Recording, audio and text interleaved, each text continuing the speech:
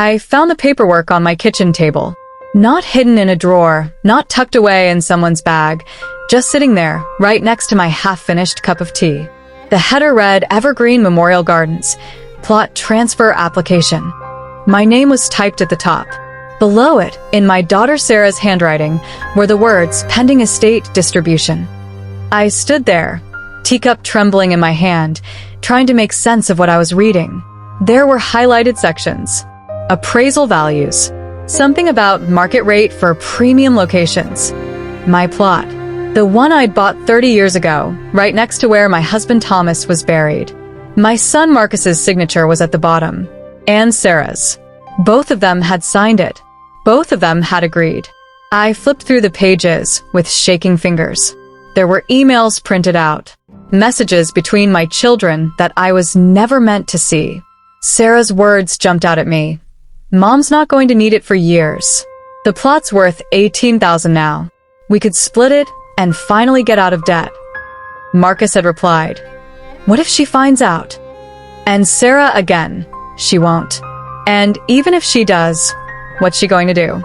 It's just sitting there. Just sitting there. Like I was already gone. Like I was already dead and buried, and all that remained was deciding how to divide up whatever scraps of value I'd left behind. I heard the front door open. Sarah's voice called out, "Mom, you home? I brought lunch." I couldn't answer. I couldn't move. I just stood there, staring at the signatures, wondering when exactly my children had stopped seeing me as their mother and started seeing me as an obstacle between them and $18,000. The worst part, I'd been about to give them money that very afternoon. Sarah had called 2 days earlier, crying about medical bills. Marcus had texted about his mortgage payment. I'd already written the checks, $5,000 each. They were sitting in my purse, right by the door where my daughter had just walked in. She found me in the kitchen, still holding those papers. Her face went white. Not with shame, with panic. "Mom, I can explain," but she couldn't. Because what explanation could possibly make this okay? 6 months earlier, my life had looked completely normal. I just turned 72 and was planning my birthday dinner. Nothing fancy, just my 2 kids, their spouses, and my 4 grandchildren. I'd lived in the same house for 47 years. Thomas and I had raised both kids there. After he died 6 years ago, the house felt too big, too quiet. But I stayed because leaving felt like abandoning him somehow. The kids had been supportive at first. Sarah came by twice a week. Marcus called every few days. But gradually, their visits became less frequent. They were busy, they explained. Work was demanding. I told myself I understood. But there's a difference between busy and absent. The birthday dinner should have been my first warning. I'd spent 2 days cooking Thomas's famous lasagna. I'd set the table with the good china. Sarah arrived an hour late. Marcus showed up 30 minutes after that. The grandchildren barely looked up from their phones. Nobody mentioned the food. Nobody commented on the flowers or the chocolate cake I'd made from scratch. Sarah answered a phone call during dessert. Had a full conversation while I sat there with cake melting on my plate. When they left early, I finally admitted what I'd been avoiding for months. My children didn't want to be there. They'd come out of duty, not love. I should have seen it then. The way Sarah's eyes lingered on the antique cabinet. The way Marcus asked so casually if I'd updated my will recently. But I didn't want to see it, because seeing it would mean accepting that my children had become strangers who saw me as an asset rather than a person. After they left, I'd written them each a check. $5,000. That's what parents do. We help our children. Those checks were still in my purse when Sarah found me holding the funeral plot papers. She tried to explain. The words came out rushed, desperate. It wasn't what it looked like. They were just exploring options. When? I asked quietly. When were you planning to talk to me? Before or after you sold the plot where I'm supposed to be buried next to your father? Marcus arrived 20 minutes later. He came through the door already defensive. "Mom, you have to understand our position," he started. "Sarah's got medical debt. I'm 3 months behind on my mortgage. We're drowning. So you decided to sell my burial plot without telling me?" They tried to defend themselves. Talked about financial pressure and stress. As if I hadn't raised them through lean years. As if I hadn't worked 2 jobs for their college tuition. I listened to them make excuses for the inexcusable, and I realized I didn't know these people anymore. I told them to leave. Sarah cried. Marcus got angry, said I was overreacting. I just pointed at the door. After they left, I sat alone in the silence, wondering when everything had gone so wrong. The next few weeks passed in cold silence. Neither child called. I didn't reach out either. I called my lawyer, Robertson, told him everything. I need to update my will, I said. We met the following day. He walked me through possibilities. Trusts. Charitable donations. Revised beneficiaries. Your children can contest whatever you decide, he warned. It's already ugly, I said. At least this way, it'll be ugly on my terms. But first, I needed to know if there was anything left worth saving. I called Sarah. Told her I'd fallen and hurt my hip. Could she stop by to help with groceries? She said she was slammed at work. Maybe in a few days. Could I ask a neighbor? I called Marcus. Said I'd burned my hand cooking and couldn't drive. Could he take me to a doctor's appointment? He suggested I call an Uber. He had a big presentation. Neither of them came. Neither called back to check on me. They were waiting for me to die, counting assets, making plans. I called Robert the next morning. Proceed with everything we discussed. The real twist came 2 weeks later. A phone call from Evergreen Memorial Gardens. Mrs. Patterson? This is Linda Morrison. I'm calling regarding your burial plot. We've received some inquiries, and I wanted to verify some information with you directly. My heart started racing. What kind of inquiries? Your children contacted us about selling the plot.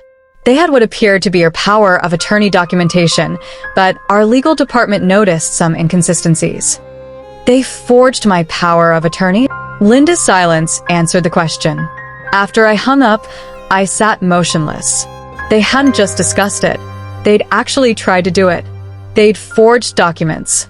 They'd committed fraud. I called Robert immediately. Eleanor, this isn't just family drama anymore. This is potential fraud. I want to press charges. Are you sure? These are your children. They stopped being my children when they tried to steal my grave. The police came 3 days later. I showed them everything. I watched them take notes, saw the sympathy in their eyes. Sarah called that night screaming.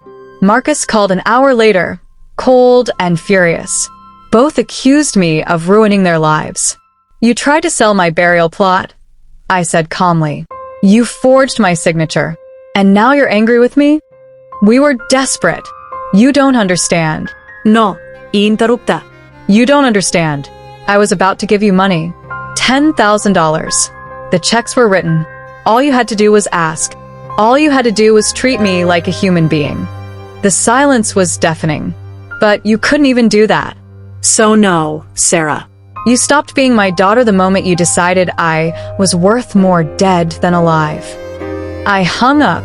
She called back 17 times. I didn't answer. The thing about betrayal is that it doesn't just break your heart. It rewrites your history. Were they ever really there for me, or were they always just waiting for their inheritance? Robert called in November. The DA's office is moving forward with charges. They'll likely get plea deals, first offense, family situation. But there will be consequences. Good, I said. Your new will is finalized. The donations to the Children's Hospital, the scholarship fund in Thomas's name. But Eleanor, are you certain you want to leave nothing to your children? I thought about the babies I'd held, the adults they'd become. They'll get exactly what they gave me in the end, I said. Nothing but empty space where love used to be. Christmas came. No calls. No visits. I spent it alone for the first time in 72 years. In January, letters arrived. Marcus first, then Sarah. Both apologized. Said they were ashamed. Said they hoped I could forgive them someday. I kept both letters. Put them in a drawer. Maybe someday I'd believe them. Maybe someday the hurt would fade. But that day hadn't come yet. I'm still here, still alive in my too big house. My burial plot sits waiting, right next to Thomas, exactly where it's supposed to be. Sarah and Marcus both took plea deals. Community service. Probation. Finis. They got off easy. I still have those checks in my purse. $10,000 that could have helped them if only they'd asked. I was ready to give. Ready to be the mother I'd always been. They just had to see me as human first. I'm 72 years old, and I'm learning to be alone. Learning to live in a world where my children are strangers and my grave is safe only because a cemetery clerk did her job. Maybe someday they'll understand what they destroyed.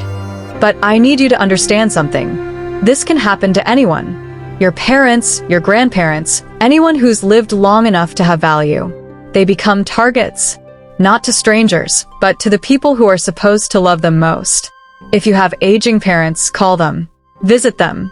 See them as people, not as future inheritances. Don't become the person who fights over funeral plots while your parent is still alive. And if you're like me, if you're watching your children turn into strangers, don't love them so much that you miss the signs. Because sometimes the people who hurt us most are the ones we raised. The ones we loved unconditionally. I see clearly now. I wish I didn't. And I'm still here, holding checks for children who wanted my grave more than they wanted my love. If this sounds familiar, if you felt this or feared it, maybe share it. Maybe let someone else know they're not alone. Because that's all I have left now. The hope that my pain might spare someone else theirs. That's worth something, isn't it? It has to be. Some voices stay silent for years. But here, every story finds its sound. Like, subscribe, and stay with the silent parents.